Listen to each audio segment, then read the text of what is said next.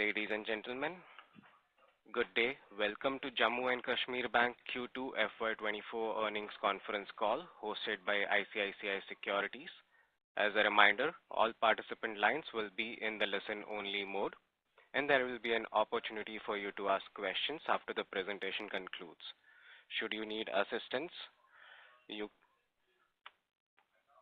can press star and then 0 on your touchtone phone to signal an operator.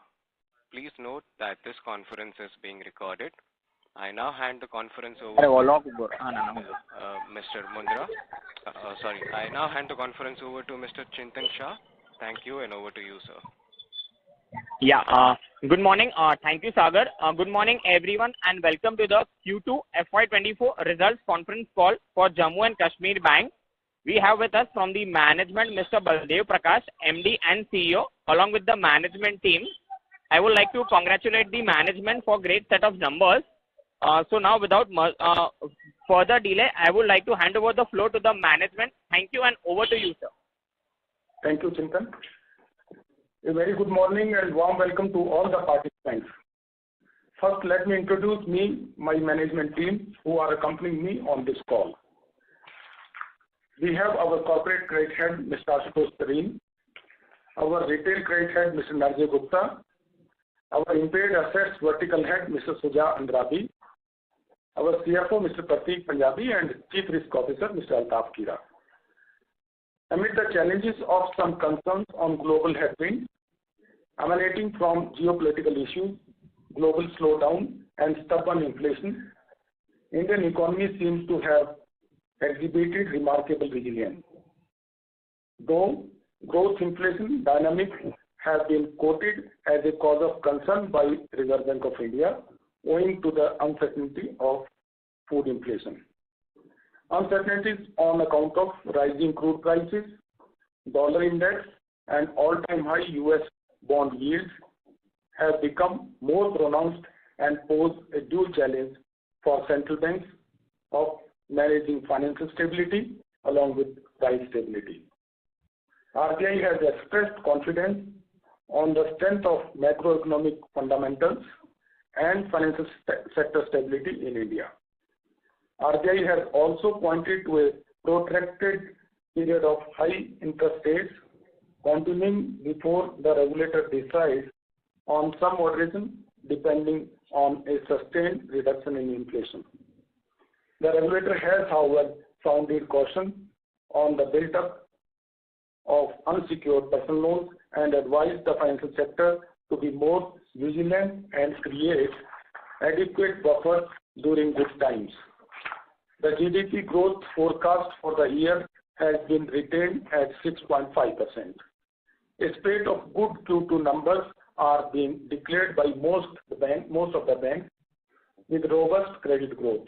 However, rising cost of deposits and consequent contraction in margins are visible almost universally. The J&K and Ladakh growth story continues with major infrastructure under implementation and some strategic ones nearing completion. The Udhampur-Baramulla rail link is scheduled to be thrown open in the early 2024, which shall pave way for all-weather and economical connectivity route during giving a boost to tourism and trade. The two UTs, which used to be nearly shut during the harsh winter months, are now witnessing year-round activities. In J&K, the euphoria for winter sports has already started and record tourism influx is expected.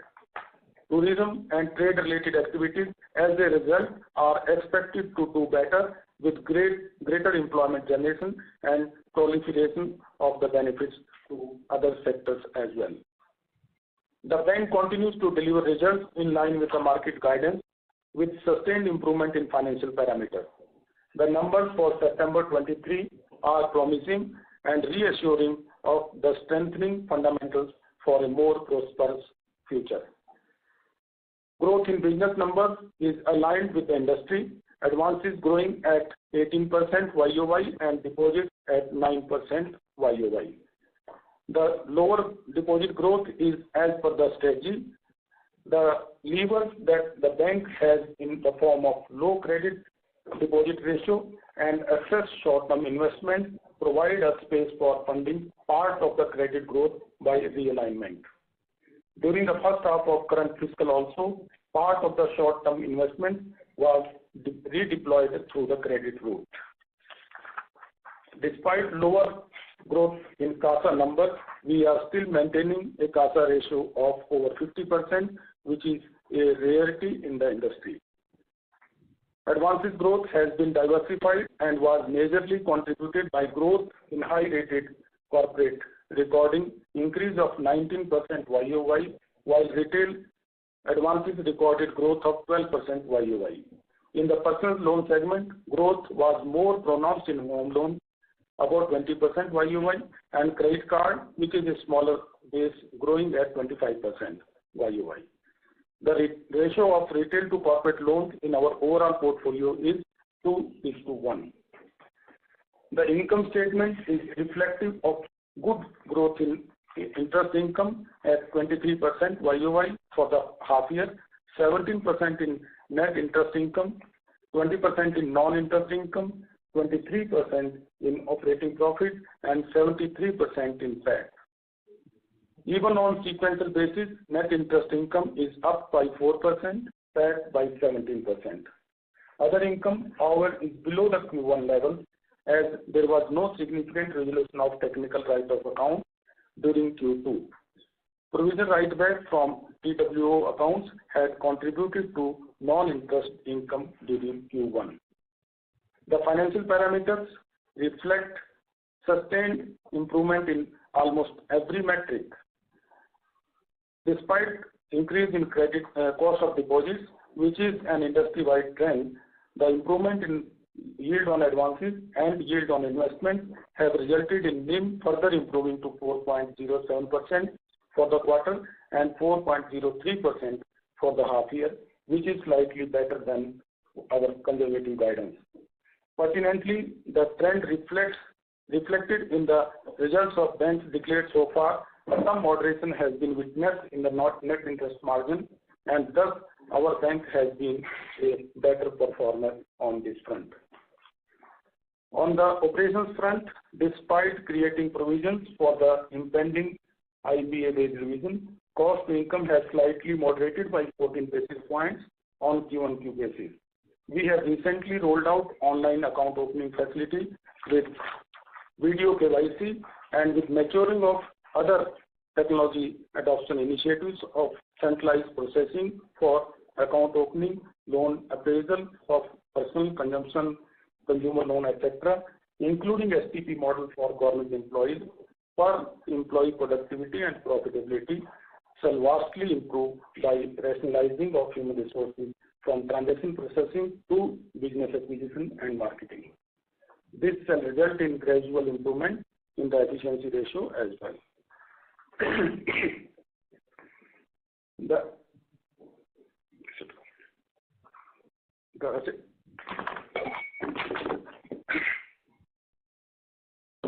asset quality has been a standout parameter of our performance. Slippage ratio, which had been a major pain point last year, is a highlight of the current year's performance. Gross slippage of just 1.25% annualized for the half year and continuation of recovery momentum has resulted in our gross NPA coming down to 5.26%, while net NPA is approaching the 1% mark.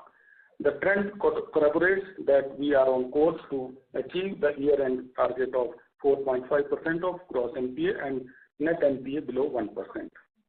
In absolute terms, significant downsizing has happened in the gross NPA by about 1,270 crores. In technical write-off accounts, rupees 460 crores, and also in the restructured standard loan by 530 crores since September 2022. Thus, inferring that the balance sheet is now highly clean and much stronger. Further reinforcing our balance sheet, we have taken the provision coverage ratio to 90% level. Recovery resolution of technical write-off accounts did not materialize during Q2. However, we are envisaging significant resolutions happening in such and other NPAs during the second half, which shall further bolster the bottom line of the bank. The restructured loan book is performing satisfactorily and its downsizing is continuing. The credit cost has remained well below the guidance of just 11 basis points during the half year, and we are confident to keep it to the bare minimum owing to controlled slippages, high PCR, which reduces our aging provision requirements, and expected write-backs on account of recoveries. With the trend of profitability, we envisage adequate internal accruals during the year. We also have enabling board approval for raising of equity and T2 capital, which we may consider utilizing at the appropriate time and price, depending on the evolving scenario, including RBI's stance on risk weights on consumer credit. The capital adequacy ratio of 14.53% as on September 23 is without reckoning the half-yearly profit and mobilized under ESPS 23. Once again, I thank you all and acknowledge your guidance, support, and trust, and we expect it to continue in the coming days. I will be glad to have your questions now. Thank you very much. Thank you very much. We will now begin the question and answer session. Anyone who wishes to ask a question may press star and 1 on their touchtone phone. If you wish to remove yourself from the question queue, you may press star and 2. Participants are requested to use handsets while asking a question. Ladies and gentlemen, we will wait for a moment while the question queue assembles. The first question is from the line of Ashwini Agarwal from Demeter Advisors Private Limited. Please go ahead. Good morning, sir. Congratulations on a very, very strong quarter and wonderful result. So I had a few questions. One is, of course, the ESPS. I saw that the ESPS is still not being considered for capital adequacy calculations. Where is that process now? Yeah. Ashwini, good morning. Thank you very much. See, ESPS, there was some process involved because we wanted to have some approvals in place. Now I'm happy to tell you that we have all the approvals in place, and maybe another 1 week's time, this money will be, the shares will be credited to individual employees' accounts, and this money will be accounted for. So it is a matter of few days only now. Okay, perfect. That's great. Second is that, your cost to income ratio has obviously improved with the growth in balance sheet and the growth in net interest income and profits after tax has also grown. So I wanted to ask, when you think about the next 2 to 3 years, where do you think the cost to income ratio can go? Do you think that a target of somewhere in the early 50s is possible? I mean, how are you thinking about cost to income ratio? Yes, Ashwini, as I have indicated in my talk also, there are various steps we are taking to address the cost to income ratio, because this is one piece we are now fully focused to fix it. So as far as the technology is concerned, various steps have already taken. Some are maturing in a month or 2 months' time. So from that point of view, I'm sure that the staff productivity and staff the profitability will increase, and a lot of transactions-related business will shift to that technology, and staff will be utilized more for garnering of new businesses. That is one. Another part is that we are working very in a focused manner as far as our staff costs are concerned. We believe that somewhere something we are missing in that, but we are not yet sure because that process is still on. And from all point of the terminal benefits point of view also, we are looking into it. And I'm quite confident that by this year, even if nothing comes out of that study which is relating to our staff benefits, we will be ending it around 60% definitely, and going forward we'll be further improving it. And on the credit costs, I mean, the provisions were basically 11 basis points in quarter two, which is much lower than what is on a number on a sustainable basis.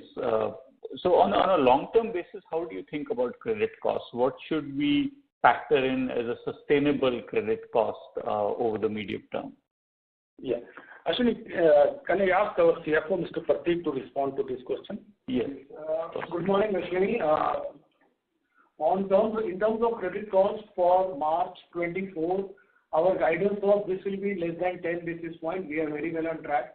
You can see as our H1 cost, which is less than 10 basis points. This is largely riding on the fact that we are unwinding value from our NPAs, reduction in NPAs, resulting into lower credit costs. So this will sustain till March 25. Post March 25, that is March 26, 27, 28, normal banking curve will prevail, and then we expect the cost to be around 50 to 60 basis points in a staggered manner. Perfect. And last question is on the capital raise. I mean, if you take ESPS and profits till date into account, your capital adequacy is already well above 15%. How much are you looking to raise via equity and how much via subordinated bond? So actually, 750 crores approval is already in place from the board. So we are going ahead with 750 crores as far as CET1 is concerned. Bonds, we have not yet made the final call. Actually, we think that we may not require the raising of the Tier 2 this year, but still we will be again revisiting this thing in the last quarter and then take a final call on that. And this 750 crores will happen during the next 3 to 4 months? This quarter. This quarter. Okay. Perfect. Thank you, sir. Thank you for answering all my questions. All the best. And once again, congratulations on a great job. Thank you, Ashwini. Thank you so much. The next question is from the line of Mr. Jay Mundra from ICICI Securities. Please go ahead.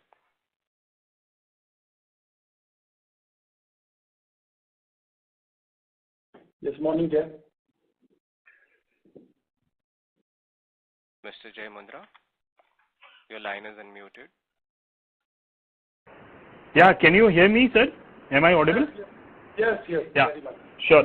So, sir, can you also put some perspective on your broad thesis on broad outlook on the growth, and within which, how are you looking at growth in from the UT of J&K and Ladakh and outside and rest of India?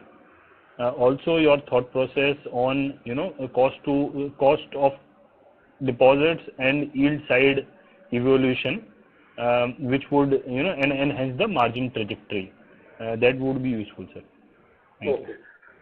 Thank you, Jay. See, as far as growth is concerned, our strategy of last year focusing in the rest of the country on the high value corporates, which are good rated, AAA or the government corporations which are high rated. So that will continue. Besides that, we are going ahead with the opening of around 17 branches in the rest of the country this year. So those branches, besides supporting our liability franchise, will also be focused on improving the home loan portfolio in the good centers. So that strategy will continue as far as rest of the country is concerned. And the same trend of growth, the percentage growth which is happening, definitely will be happening, rather improving because of the home loan growth as far as the rest of the country is concerned. The home territory of J&K and Ladakh is seeing an uptick in all economic activities. A lot of investment people are now, individuals are doing in the renovation of houses, construction of houses. So that activity seems to be improving further during this year. So we are expecting little better growth as far as our home territory is concerned on the retail front, as also on the horticulture and agriculture, because now a lot of acceptability of this high density apple is coming in the farmers.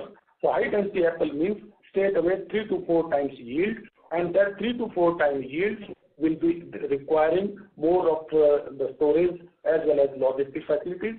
And we are already proactively working on that, already started working on that, and we will be having a good growth out of that sector also. Besides that, the major sector which will be contributing to all small and other activities, including the hospitality, that will be the tourism, which is seeing a record boom actually in the J&K, particularly in the Kashmir region. So the government has already set a target of more than 2.25 crores of tourists during this year. Already we are reaching to around 2 crores. I'm sure this number 2.25 will also be surpassed. So this tourism will support all type of economic activities, including the hospitality. Cost of deposit, yes. No, sir, and just before that, sir, so how would it translate to overall growth, and within which, rest of India and J&K and Ladakh? So overall, we are growing at around 18% as of now, and we want to maintain the level around this 17-18% during this half year also, both as far as rest of India is concerned and the home territory of J&K is concerned. We are expecting the rest of India will be a tad better because of the ticket size. Cost of deposits, I think you have mentioned there. Yes, I agree that cost of deposit has seen some uptick in this quarter also, but since we have to align our rates with the competition, so that will be defined by the competition, but I'm sure that will not have an impact on our NIM. We are confident of maintaining our NIM in the range which we have already advised in our guidance. Understood, sir. And sir, if I can ask the cost of savings deposit for us, what would be the blended cost of savings deposit for us? We have given the cost of funds and cost of deposit, but if you have that number, that is one. So, actually, this will again depend upon the competition, but as of now, our cost of savings bank is 2.90%. Right.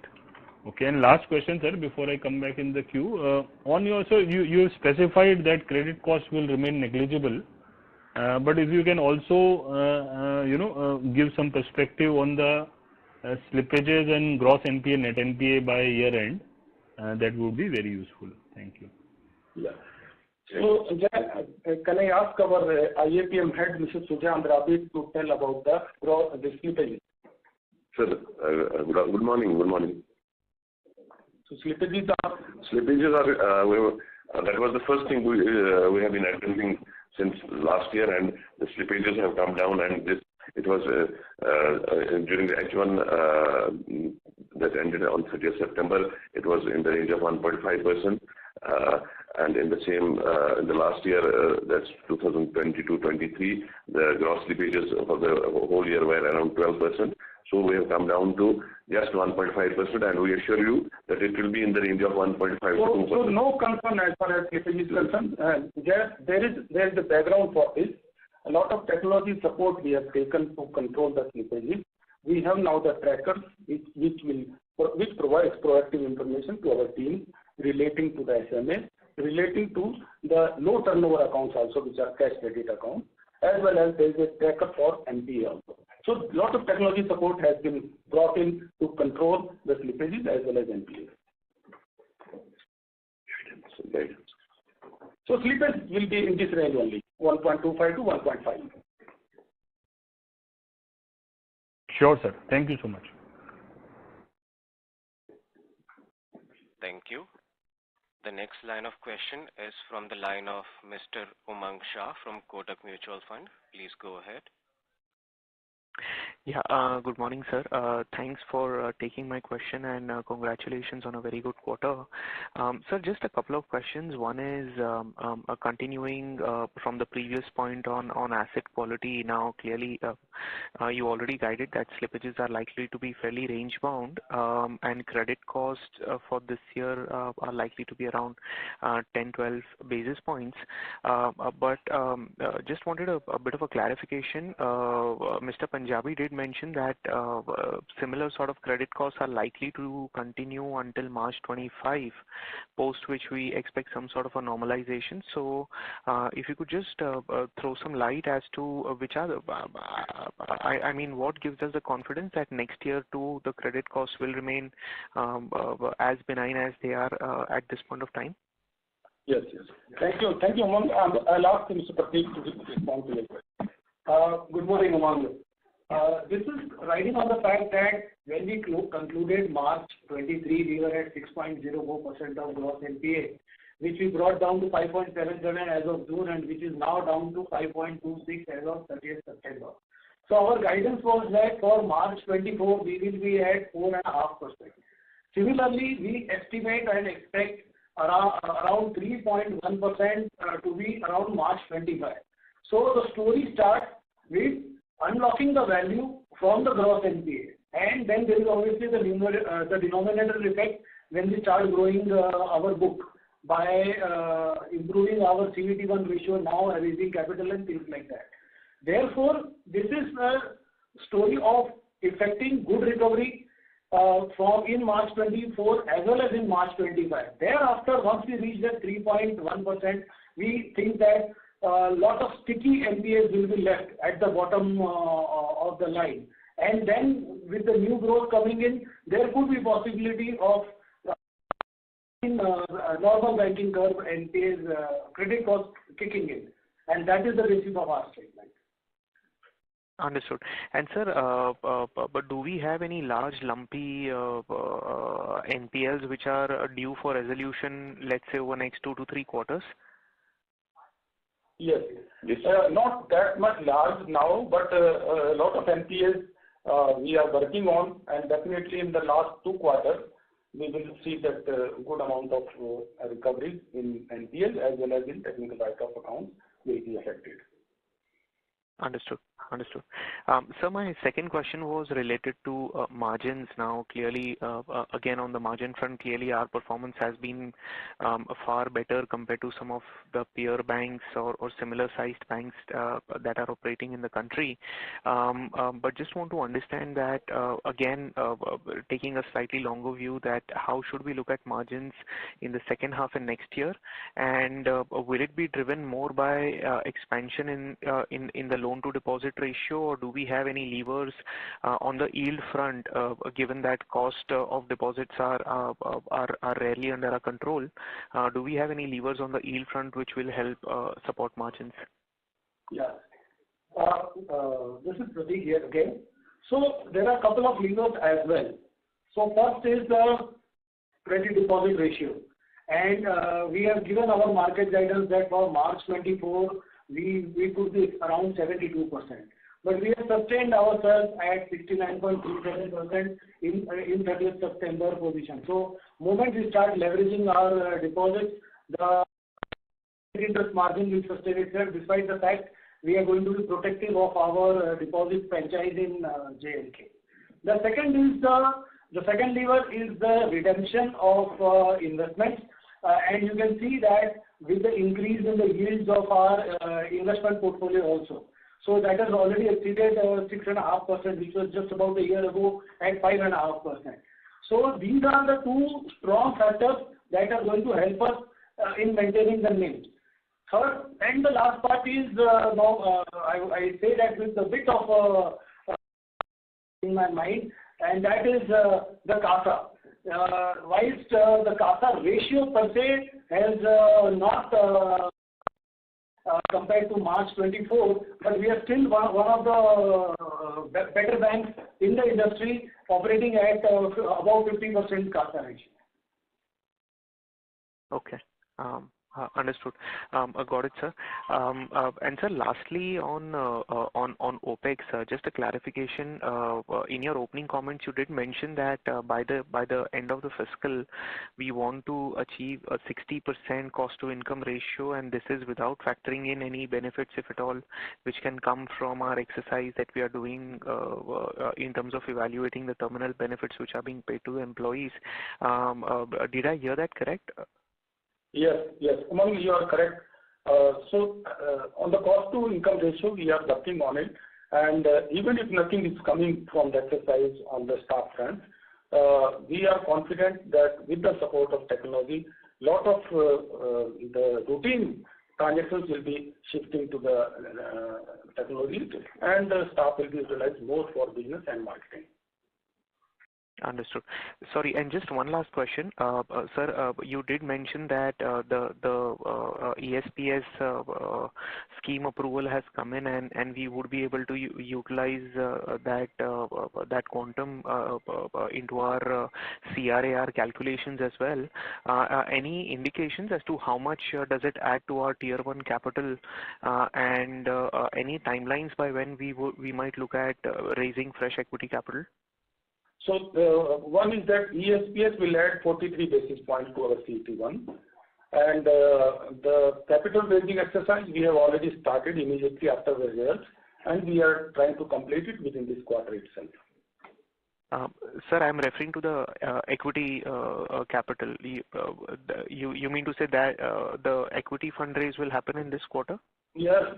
Equity fund I'm talking, and the bond, the Tier 2, we have not taken a final call. We will take that call in the last quarter because we think that we may not require it during this year.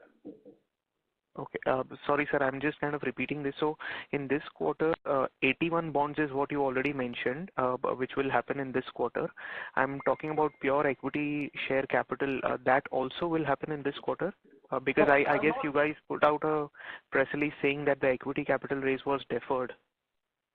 No, see, that was relating to the additional. We wanted to have some additional capital. 750 approval was already there in the last board meeting. So that was relating to only that additional portion. 750 approval is already there, and that is for the equity capital. And we are now working on raising of equity capital of 750 crores, not 81 or not Tier 2. Okay. I'm so sorry. All right. Thank you so much for the clarification. Yep, thank you. Thank you. We would like to remind the participants that if you wish to ask questions, you may press star 1 at this time. The next question is from the line of Bunty Chawla from IDBI Capital. Please go ahead.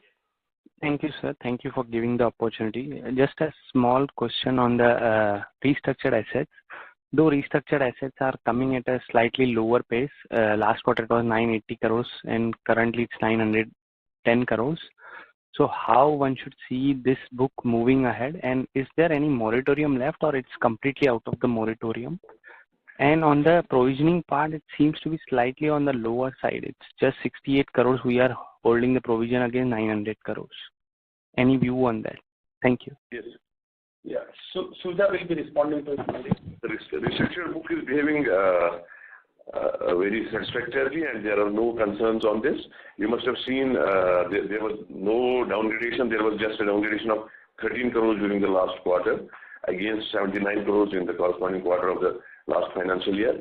So it's coming down, and in Q3, I assure you, you'll see a significant reduction in the restructured portfolio, and there's no concern as far as this 68 crores is without considering the DIFP, which we are maintaining another for standard portfolio, which is around another 75. It's around 55 crores for that. So we are adequately provided for, and the NPAs are almost provided for to the extent of 80% in that. Thank you, sir. Thank you. That's it from my side. Thank you. Thank you. The next line of question is from Sonal from Bowhead. Please go ahead. Hello, sir. Many congratulations on great numbers, and turning around the bank, in your early part of your tenure. Sir, 2 questions. Firstly, sir, how many people are you expecting to retire over next 1-2 years, and what kind of savings in employee cost would it take? And how much of the salary hikes you've already provided, and where do you think, the final number would settle at, after the wage negotiations? And when do you expect it to be completed? Yes. Sonal, thank you very much. So one is about the retirement of our people.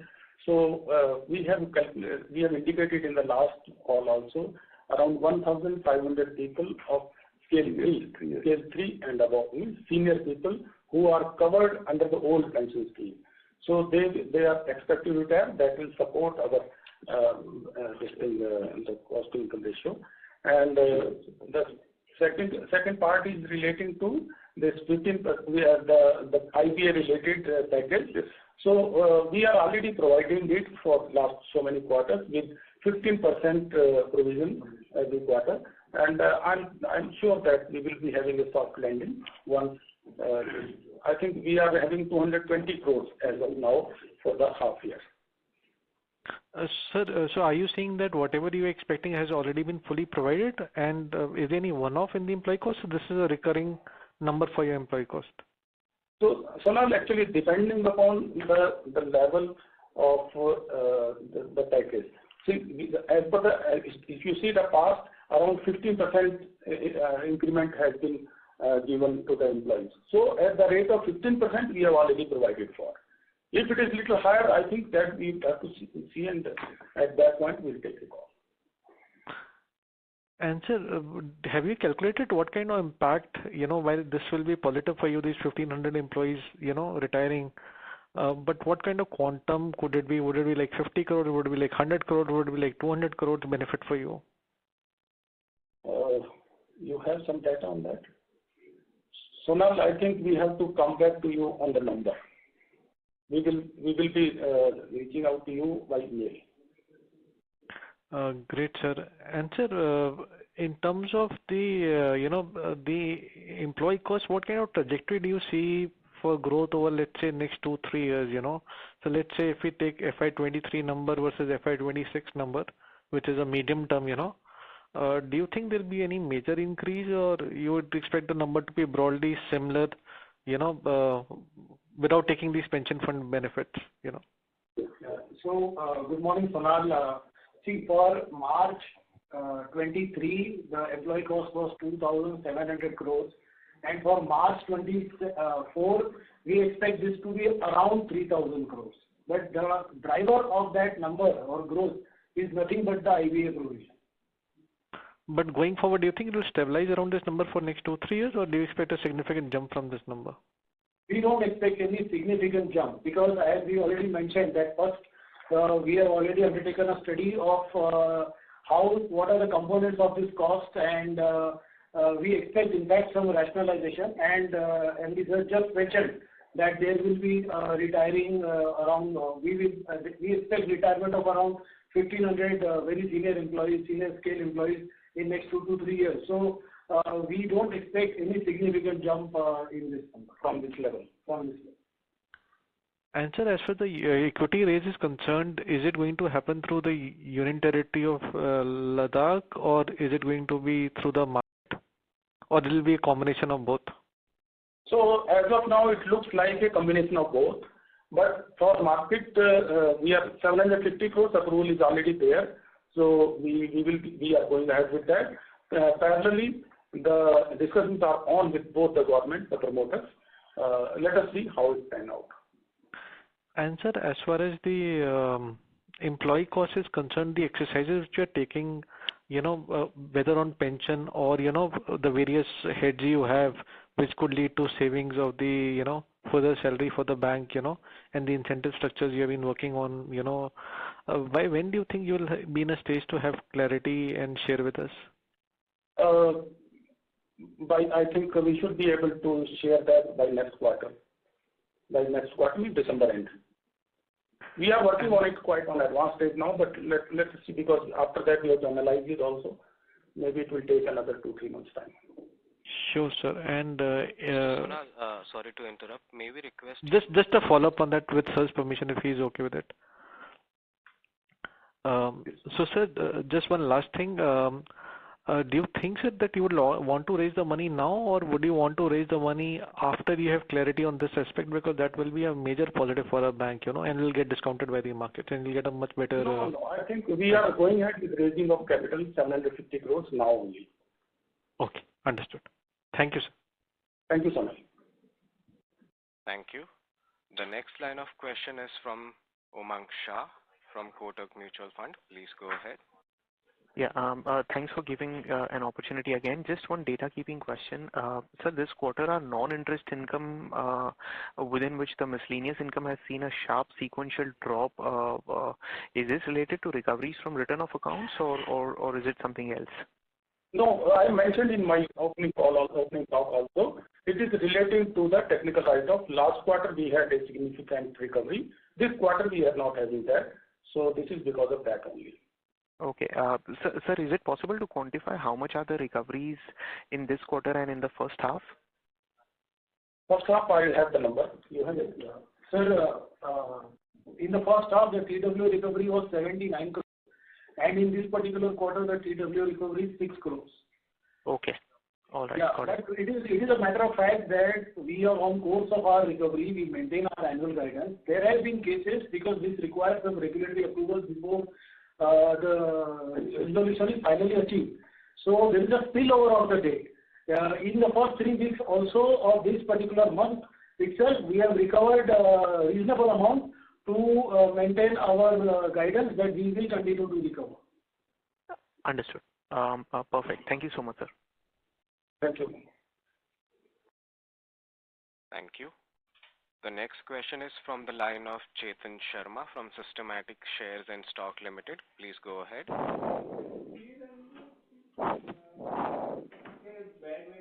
Hello. Yes, Chetan. Sharma, your line is unmuted. Yeah, can I hear you? You guys hear me?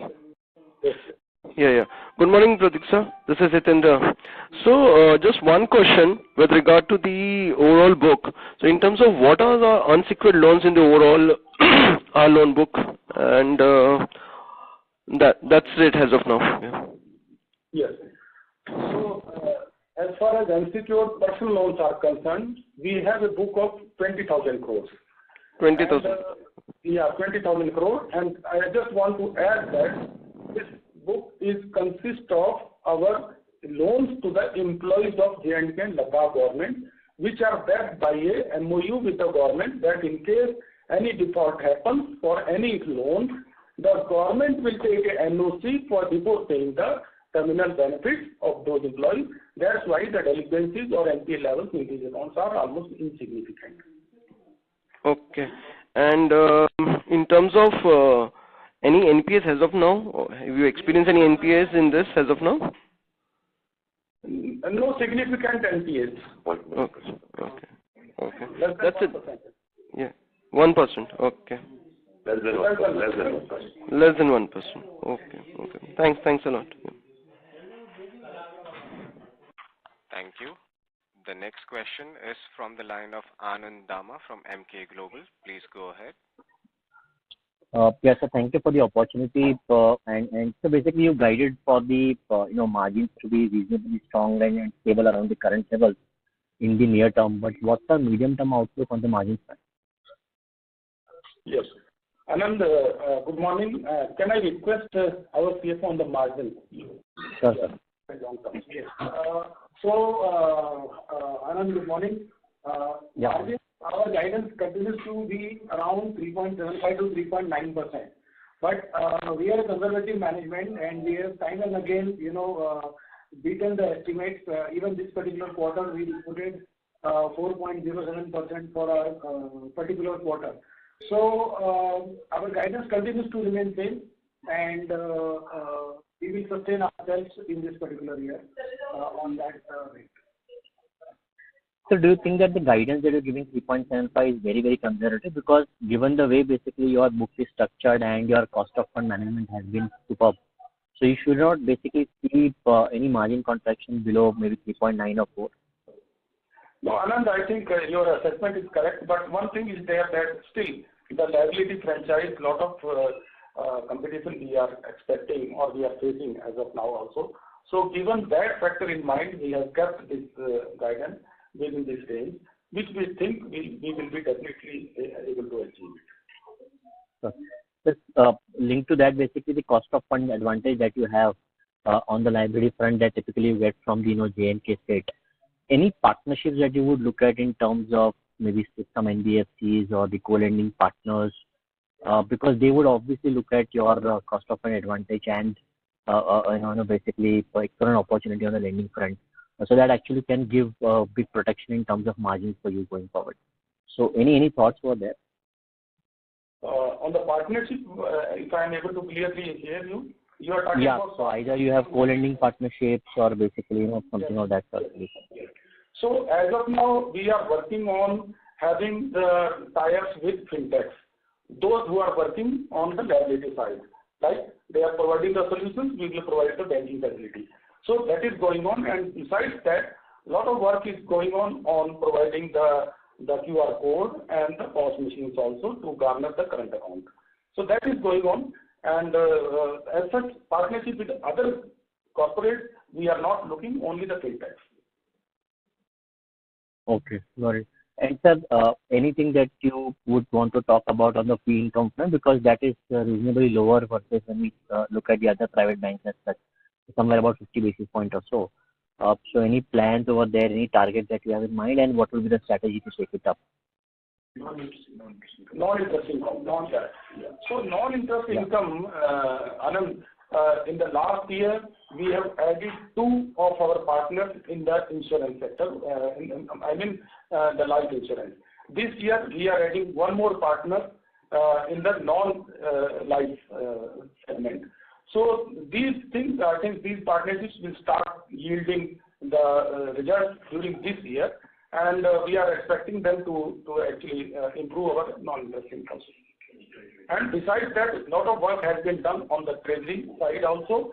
Last year, being the treasury, we had shifted to Mumbai from Kashmir. So they took some time in stabilization. Now we have empowered them with good quality staff, and a consultant is working with them on improving the various segments where they can earn money. So these 2 things, one is the bank insurance segment, another is the treasury income. We are quite bullish on improving on this. So anything on PSLC fees that you can talk about? Because I think you would be sitting on a decent PSLC book. PSLC? Hello? Yeah. So you basically will have a very decent PSL book, right? So you can actually generate some fee income from PSLC sell. Good morning. I'm Ashutosh Sunil. We have a significant number in our MSME book, but I think as of now we don't intend to upload do any PSLC deal to book any profit on that. Is there any reason why you wouldn't want to? In the month of March. Yeah. Sorry, sir, I didn't get you. Hello? Yes, sir, I didn't get you what you said. So what we are saying that on the PSLC front, as of now, we have not decided on this. We will take it all appropriately in the month of March. Sure. So that could be an additional revenue source for you, right, going forward. Yes. Thank you very much for the suggestion. We'll examine it. Thank you, sir. Thank you. The next question is from the line of Andre Purushottam from Cogito. Please go ahead.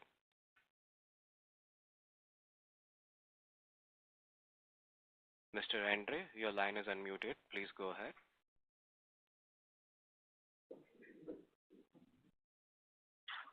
Yes, Andre, we are not able to hear you. Can you hear me now?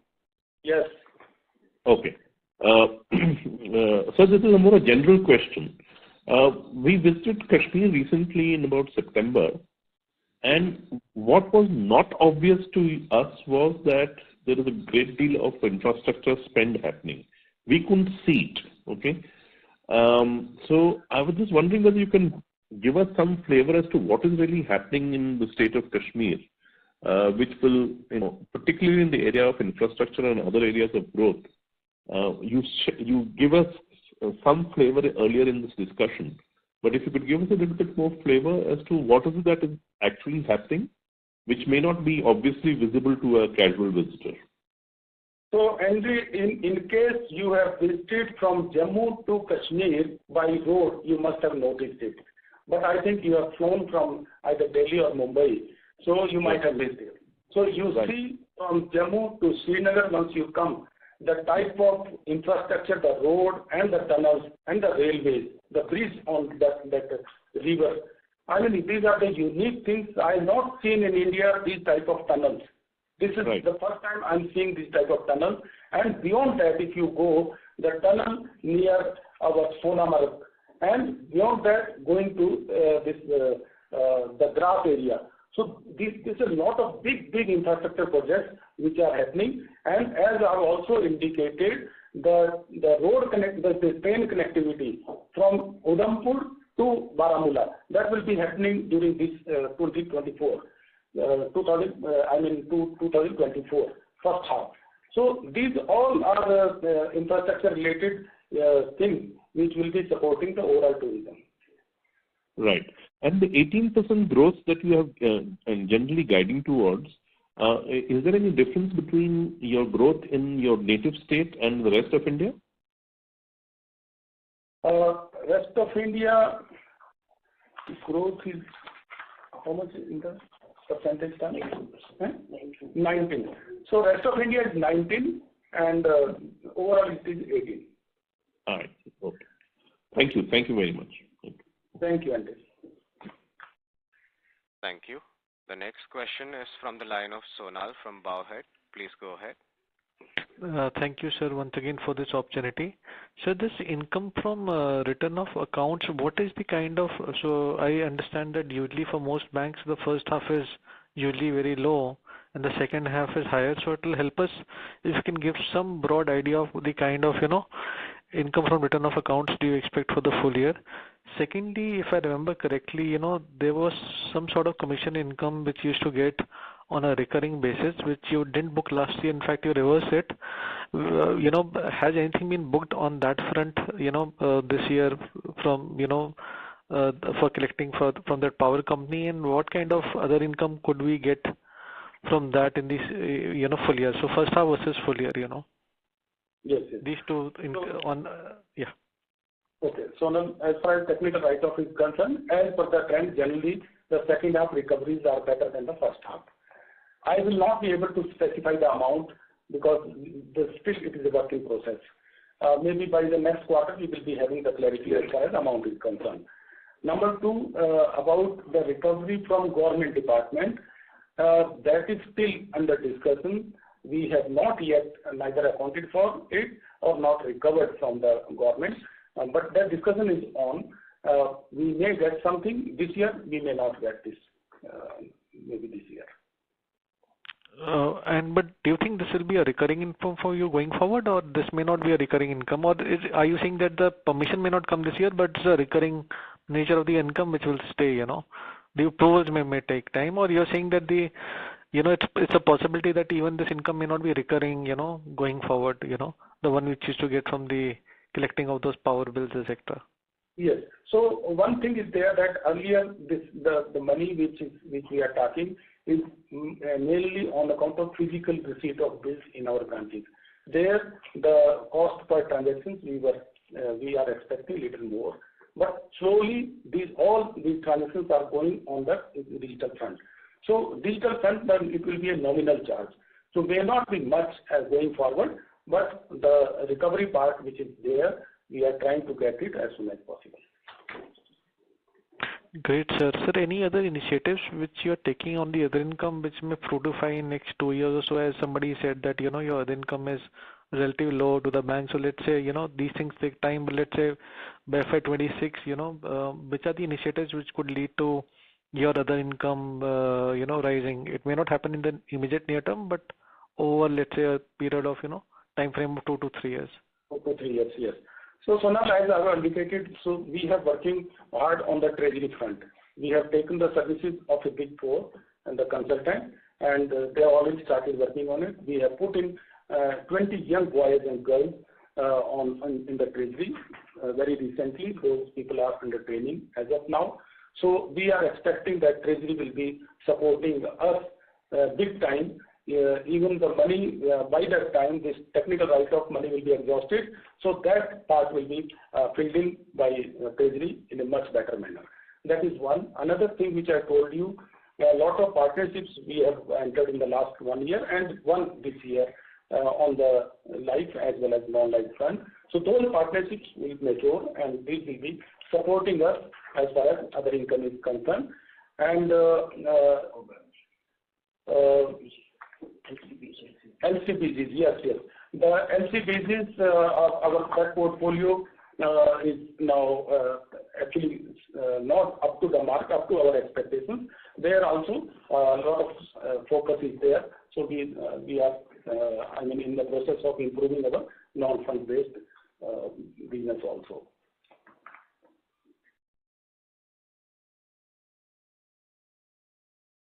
Yes, Sonal. Thank you.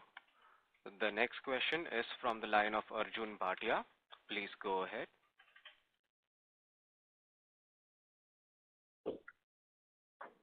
Sir, are we audible to you? Yes, Arjun, you are audible. Sir, so on the hospitality front, what is happening, in Jammu and Kashmir? So there was COVID, and obviously for obvious reasons, not too much of work would have happened.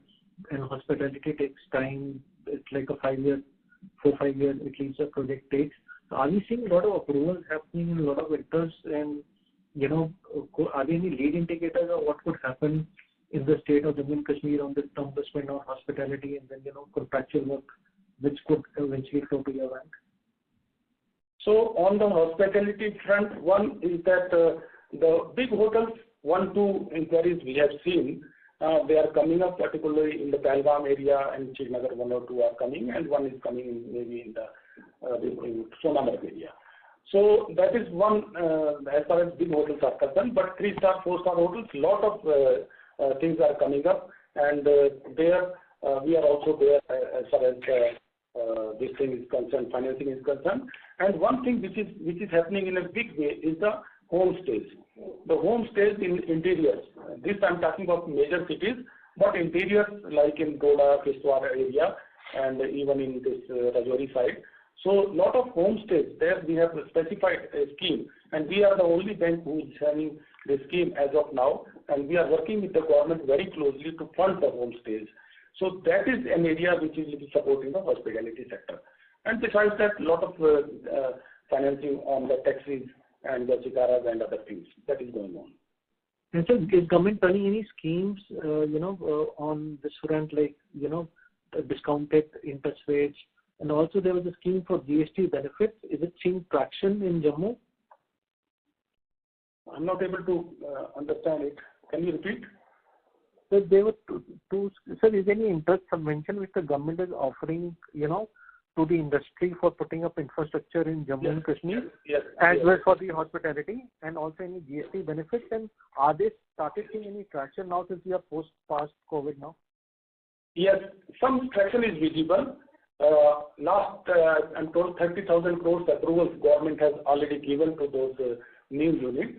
Some of them have been financed by us also, and but that will take some more time, I think, maybe 1 year or so. Actually, it will be seen on ground. Great, sir. Thank you. Thank you.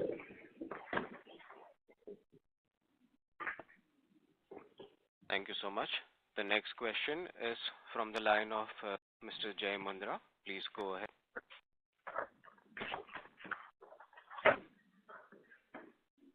Yeah, hi sir.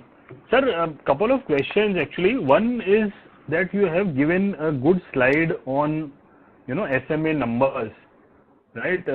So the trend is improving, but still, if you can, usually there is, but still the number looks elevated as a percentage of total loans. While I agree that that the trend has been improving, but still SMA 2 at around 3% of overall loans, and SMA 1 at additional 3%. That would mean that slippages there could be some risk to the slippages that you could see. So your thoughts here? Thank you, Jay. So overall SMA, yes, if you see SMA 0 seems to be a little higher. We are working on it. This SMA tracker which I referred is actually a big support as far as the SMAs are concerned. But if you see SMA 1 and SMA 2, which is the probable NPAs, the numbers have reduced drastically. which is around 6.5% as of now. So, the teams are working on all these accounts individually, and you find that hardly any slippages are happening out of these SMAs. So, maybe yes, I agree with you that it should be little lesser than whatever present number is there. I think with the passage of time, you will find further improvement in this portfolio. We are seeing that this. Okay, sir, and a related question would be like, so let's say you highlighted that of your Jammu Kashmir, I mean the personal loan given to employees of the state government, that has some let's say mitigating factor, right? The bank has an MOU with the government, and hence your principal is more or less secured. Is there any such covenant? Do you have any such covenant in any of other portfolio? Maybe your loan to some of the other entities or SME or state government exposure? So this MOU is specifically related to the loan to employees of the government. So as far as this SME book is concerned, that is only account to account basis. We have 1, 2, 3 accounts where the government guarantees are available, but not as a general trend. Right. Okay.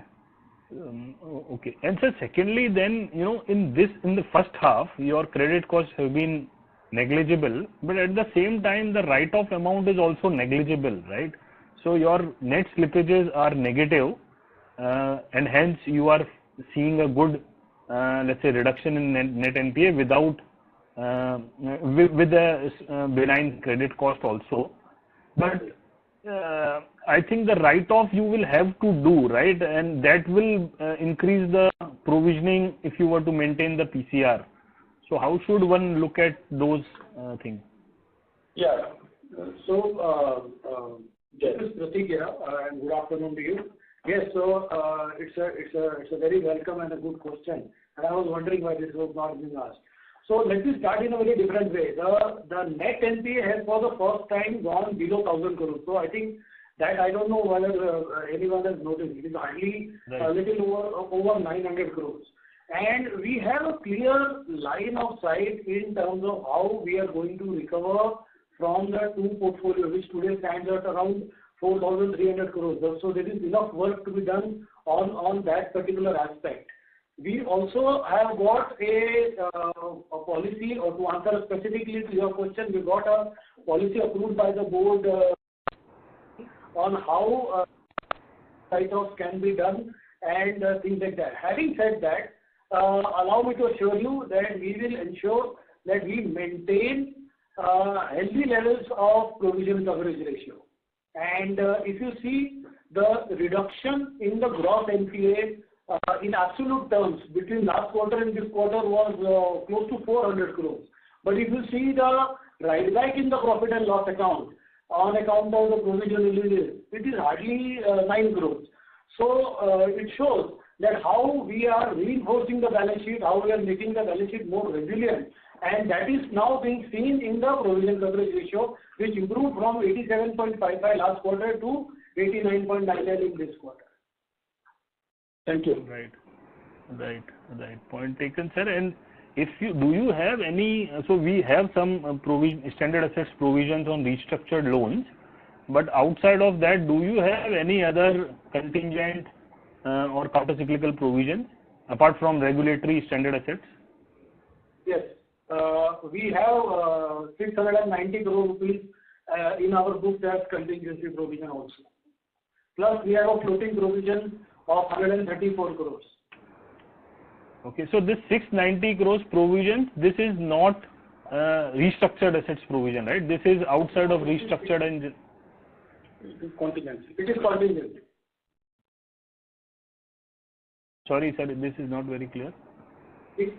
690 crores is contingency provision. It's contingent, yeah. Yes. We are preparing the bank for in-day smooth migration, and therefore we have built this resilience in the balance sheet intentionally. So in another word, sir, you have a 900 crores of net NPA, and you are saying that you have additional 600 crores of contingent provision. Is that how it is? Yes, you understand it correctly. 130. Right. Okay. And sir, then this contingent provision, as you said, you are, preparing the bank for India's transition. Is there any rough preliminary estimate that, the contingent provision, you would take this to a certain percentage of loan book, 1% or whatever, 1%, 1.5% or 2%, I don't know. Yes. So our risk team has done some early runs of expected credit losses based on the portfolio behavior. And we are right now, we expect a smooth landing with respect to migration from current account to India. No, of course, sir, you would have a smooth landing, but I'm asking if there is any numerical estimate to, what kind of a buffer you would think you would be achieving before the migration happens. No, basically, see, exact number it will be difficult to tell, but these calculations and these provisions are aligned with the estimates.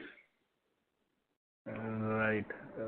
But is there any percentage to loans that, you would want to keep a certain proportion of loans basis your historical behavior? So it is as our sir mentioned, this is very early to state because we have engaged a Big Four consultant to help us in their migration. So once we have reports coming from their model, we will be in a better position to tell you on the numbers. Yeah, on the numbers. Right. Understood. Okay, sir. That is very helpful, sir. Thank you and all the best. Thank you. Well, we would take that as our last question. I would now like to hand the conference over to the management for closing comments. Thank you, Sagar, and thank you to all the participants for joining in today. For any further questions, queries, details, comments, or anything else, the team is always available, and you can also direct your queries to our investor relations desk, and we will definitely respond. Thank you. Have a nice day. Thank you. On behalf of ICICI Securities, that concludes this conference. Thank you for joining us, and you may now disconnect your lines.